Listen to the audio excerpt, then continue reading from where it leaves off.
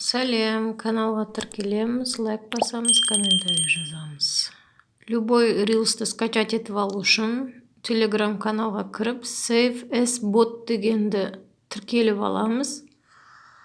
Сосын сізге ұнаған инстаграмдағы, тиктоктағы, пинтересттегі видеоны ссылкасын сіз копировать етіп аласыз. Жаңағы телеграм каналға өтесіз. Міне телеграм каналға өтесіз. Мен ұнаған видеомның ссылкасын көшіріп алдым. Сосын телеграм каналға өтіп, жаңағы ботқа ссылкасын жібердім. Ол сізге сразу жаңағы ұнаған видеоңыздың без водяной знака сол жаңағы видеоны қайтып жібереді. Міне оқып шықсаңыздар болады. Өте ыңғайлы программа екен. Save as bot деп аталады.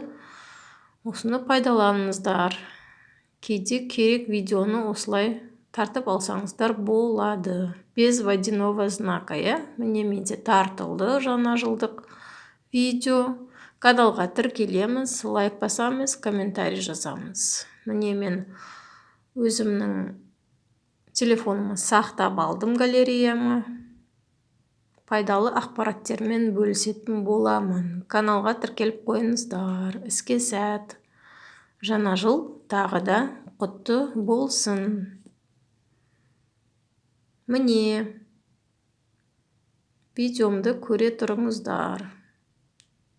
Өте жақсы жасалған.